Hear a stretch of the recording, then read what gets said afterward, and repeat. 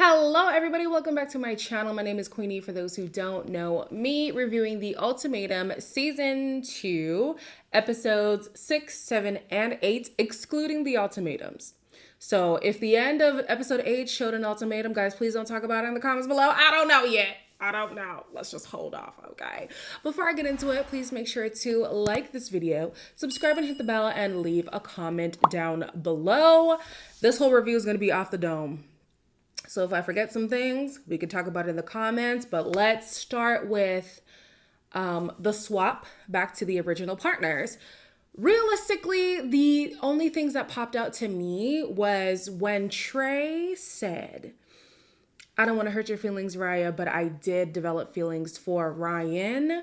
Obviously, that hit a nerve with Raya. That's going to show up later on in the episodes. And then when... So I'm not a fan of Alex, not at all, not for 1 second. However, a wrong clock is right 2 times a day. And when he said, Roxanne does not respect you, he was correct. And their response to that statement further proves that. You think Roxanne doesn't respect me? It hurt. That's why I got such a rise out of me. Yo, you have no emotions. You have no emotions. You don't know. That's the thing, dude. Learn. You don't know what you're talking about, man. But where would Alex get that? It's not about respect. That's fine. I'm just saying he wouldn't make that up out of thin air. Are you fucking serious? I told you word for word to your face, I don't respect Antonio. I don't know why you keep going down that route. Say yes or Nope. no. It's my opinion. Thank you. If the shoe don't fit, you don't wear it. But honey, if the shoe fits, like, yes, the words were not said verbatim. I agree with Roxanne. Maybe she did not say, I do not respect Antonio. However, the sentiment around all the things that she did say would lead one to conclude that she does not respect Antonio. And Antonio knows it as well.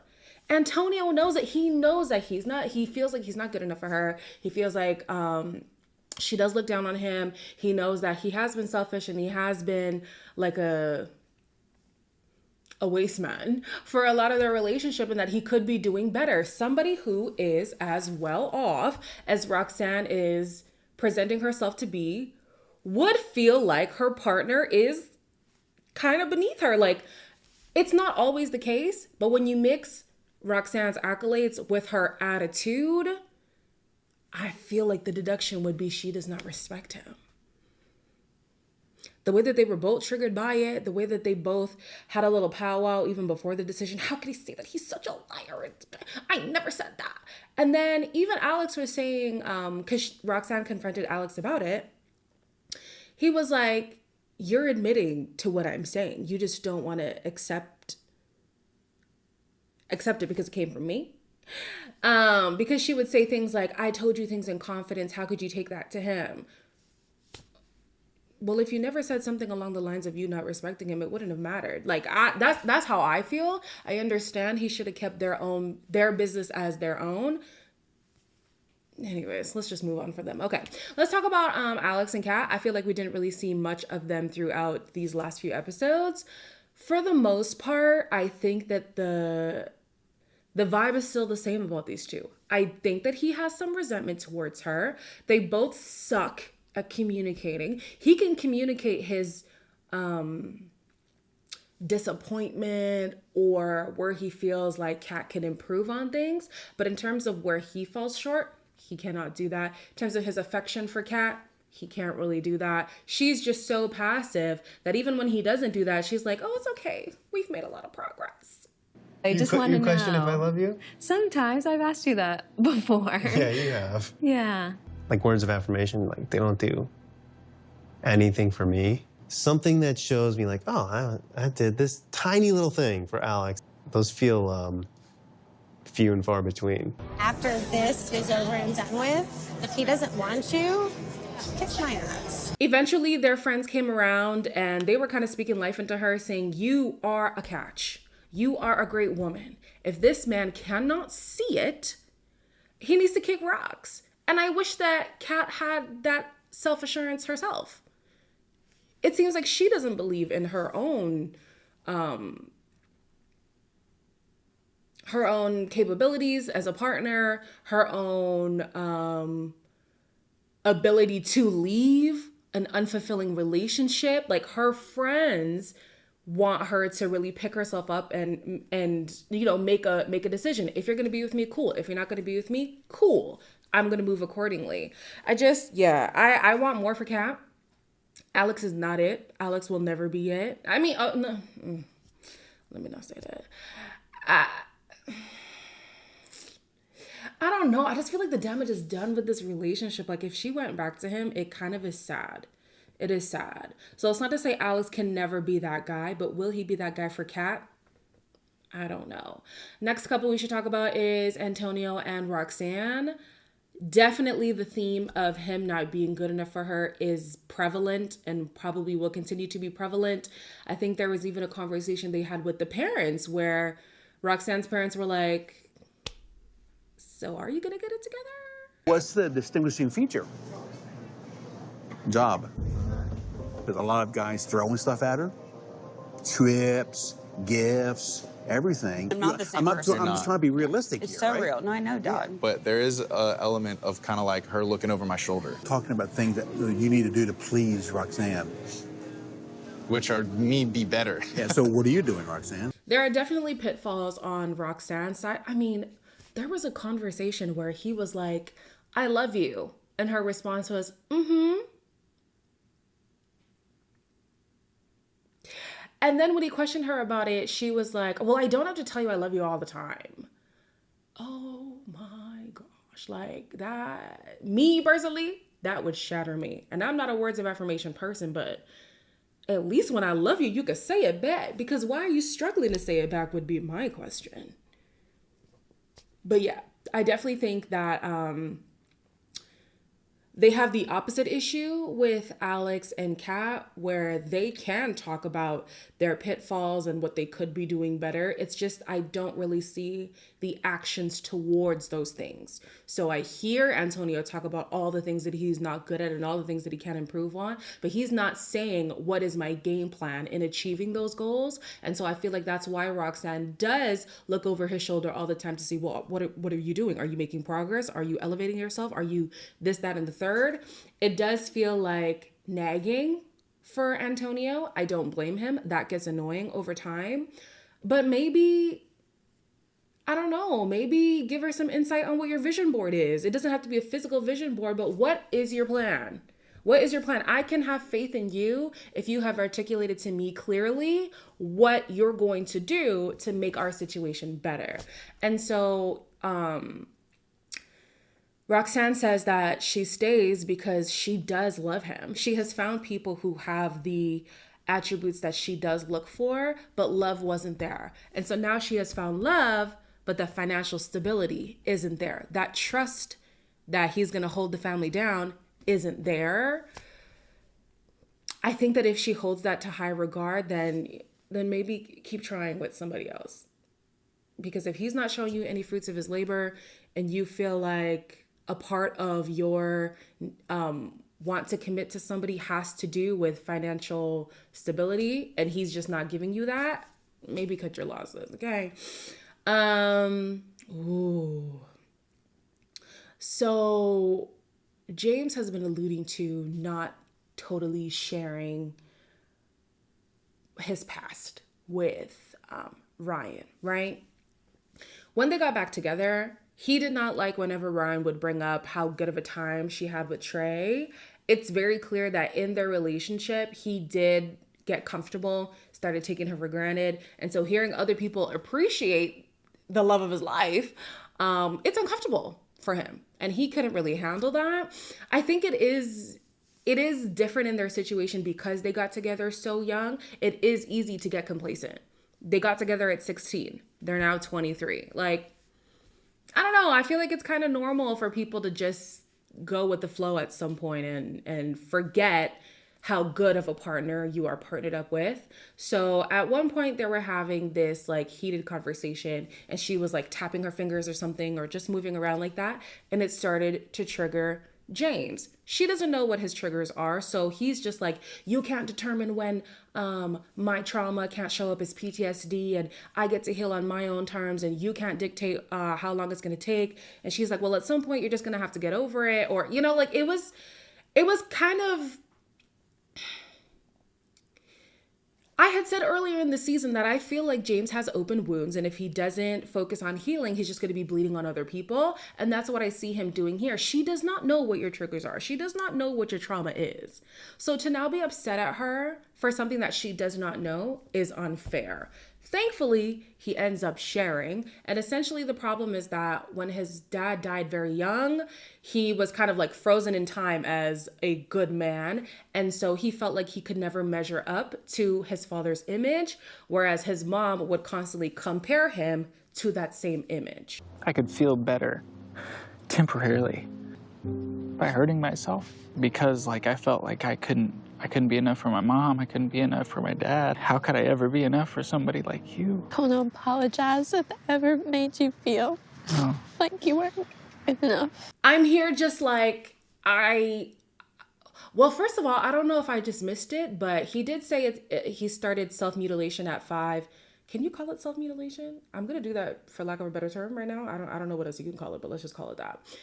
Self-harm. He started self-harm at 9 years old. Unclear when it stopped, but I think Ryan had said that she was present while it was still happening.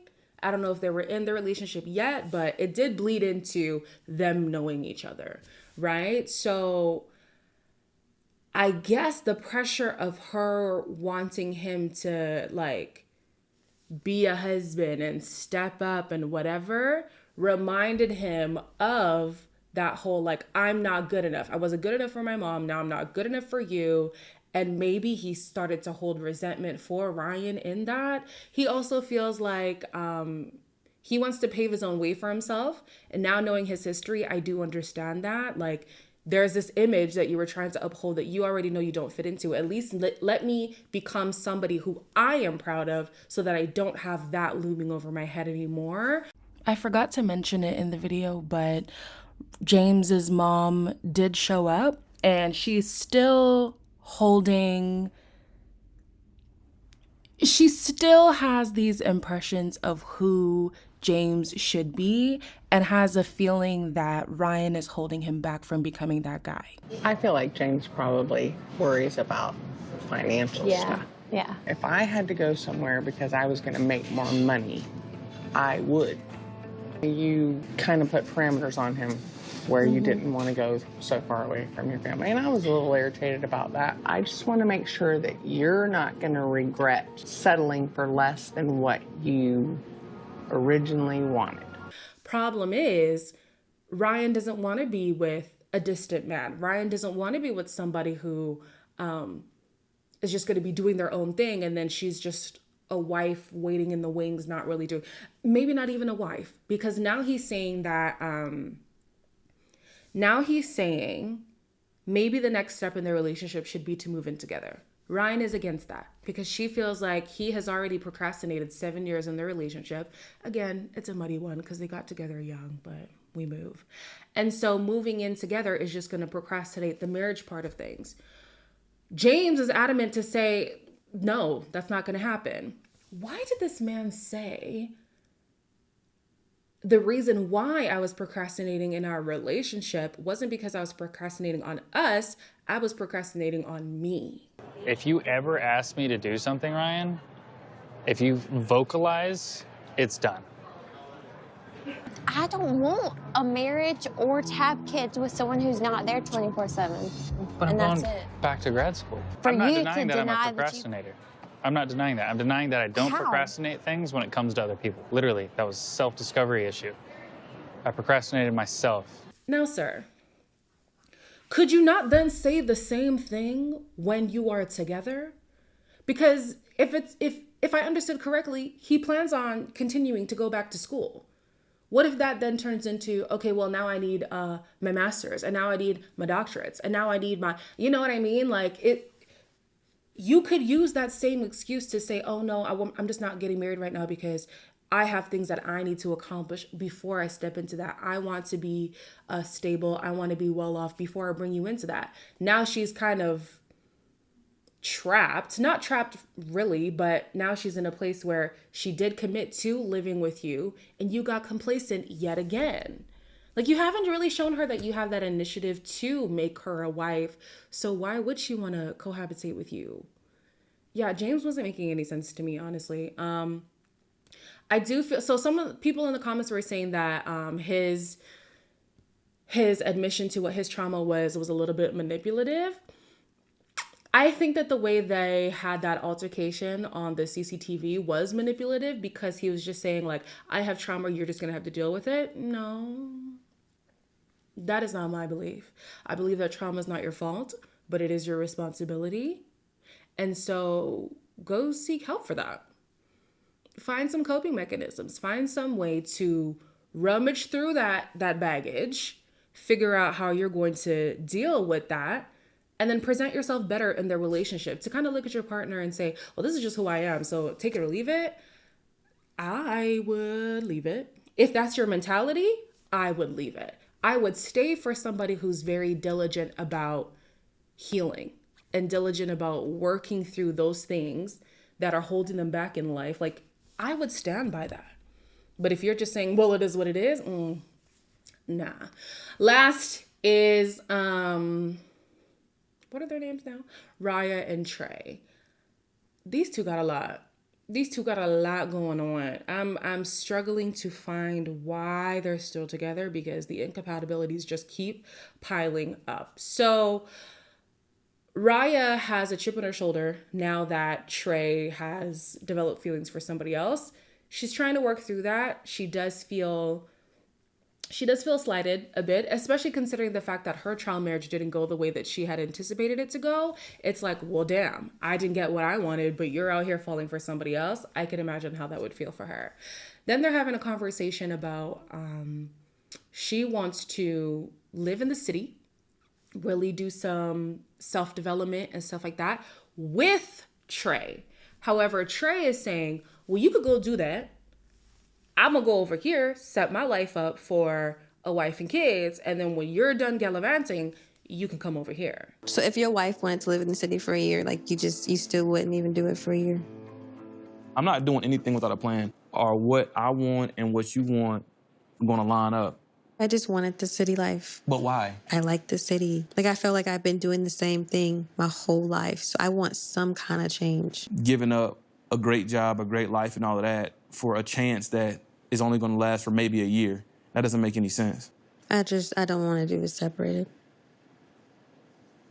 Raya does have the sense of, I don't feel like I am good enough yet. I need to experience more things. I need to accomplish more things in order to feel like, all right, I'm set. I've done all the things. I'm the same. Like, when I was 17, I left for school. After school, I moved across country. And now I'm back into my original city because I feel like I've done the things. I've seen the world. I've done the jobs. I've met the people. Like, I've done what I need to do. Now I'm ready for that next phase in my life. She feels like she hasn't accomplished that yet. So until Trey can understand that, I feel like they're always gonna clash. She's saying, come with me on this self-discovery journey. He's saying, go at it alone.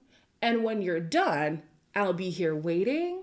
I also feel like Trey has a plug and play mentality when it comes to his wife. I feel like he's just looking for anybody who can fall in line, not to take away his feelings for Raya. I do think that they love each other. Well, that's another thing too. We're going to get to that. I do think that they have strong feelings for each other, but if somebody came along who better fit the bill, he might just go with that. And Raya feels that as well. She's like, I'm not going to jump into a long distance relationship because what if you meet your person in Atlanta? Well, I'm trying to work on myself for us. You're just going to find somebody else. So anyways, talking about this love thing, the sister shows up and they're now expressing feelings of love for each other. And the sister's saying, this is the first time I've heard you guys even be this expressive about loving each other. Is that not a concern? Like, they've been together for 2 years. This man wants to get married to a woman who struggles to say, I love you. And then on top of that, I guess you could say that she struggles to show it as well in a way that Trey receives it, because that's why he enjoyed his time so much with Ryan. Ryan would appreciate his gestures and his acts of service and stuff like that. Whereas it seems as if Raya wouldn't, but Raya was also looking for love in certain ways that Trey wouldn't give to her. So I'm just like, yeah, why did you even want to get married to somebody who just cannot show you love in the way that you receive it? But anyways, moving on. The sister then. So it's funny because in the previous video, I had said that Raya was fiending for a peanut. Guys, if I say something like fiending for a peanut, you must know that I'm joking. Like, you must know that it's a joke. Turns out it's not a joke, because Raya really is feeding for a peanut. She can't get wet. No, not that. Well, we gonna hop right in. Have you tried this? If you get on top, try this, because she be like, she doesn't want to do it. Y'all dated recently? Well, I'll let y'all talk about this. Let me step up for a second. I can please him, but he can't please me. And I was like, there's no way that I can get married to you, and like, if sex is a big thing. Oh, this might be a little explicit. Listen, if you're below the age of 18, close your ears, okay? Even though some of y'all are getting busy. If you're unable to get wet off of your partner's advances, that's not like... It does not mean they're now incapable of arousing you. Some women struggle to... Yeah, like, it's a struggle for some women, and that's why there are other bodily fluids that can help and manufactured fluids that can help, you know? The problem now is that she says, oh, I can always satisfy him. He can't satisfy me. So now financially y'all are incompatible. Your lifestyles are incompatible. You're sexually incompatible. Like, this is tough. This is a lot. Like, this is a lot. And so she was saying that she had been doing some research. She watched the Netflix show, How to Make a Sex Room. And maybe that's what she needs to kick up their sex life and stuff like that. But maybe that's why she was more keen to explore physical affection with James. He understood that foreplay is not just making out, hugging, and then it just leads to sex. Like, foreplay can be acts of service, can be, oh wait, but Trey does acts of service. Okay, foreplay can be the romance of things, really wooing your girl, not just for the end goal to be sex. Just that whole, like, I see you, I appreciate you, I want to romance you, I want to sweet you up as my girl. That can all lead to arousal. And so she had said earlier that, you know, foreplay isn't really existent in her relationship. And now to know that she don't even get wet by this man, and then she doesn't even leave the session satisfied. I don't know what I would do. You don't understand my vision as an individual. We have financial disparity that to you it doesn't matter, but to me it does, and you don't really care. You're just like, listen, I got it, so don't worry about it. And then now I'm not even being satisfied sexually. What are we fighting for? Like, what? I don't know, maybe I'm being extra, but I would be thinking, like, what are we fighting for? We love each other, but sometimes love isn't enough. We have to be compatible in other parts of our life in order to make this marriage work. Then they have the kids thing that they don't agree on either. Oh man. We'll see how this ends for them. It'll be interesting. Like I said, I haven't seen any of the ultimatums. I don't know if there was at the end of episode 8, but if I'm to guess, I think that James and Ryan are probably going to be together. Roxanne and Antonio are going to be together because those two are in denial about their issues. They just want to sweep it under the rug. Alex and Kat might not, but I cannot pinpoint on whose side it would be. I hope it would be Kat's, because I need her to stand up for herself. I really need her to just decide that she needs better, honestly. And then with Raya and Trey, I hope that they don't. Because again, what are we fighting for at this point? I'm not seeing what the intrigue is with this relationship. It just does not make sense to me. But anyways, you guys let me know down below what your predictions are. I assume the next 2 episodes is going to be Ultimatum and Reunion. They don't really have like an after show like Love is Blind, like a Where Are They Now situation. If there is, let me know.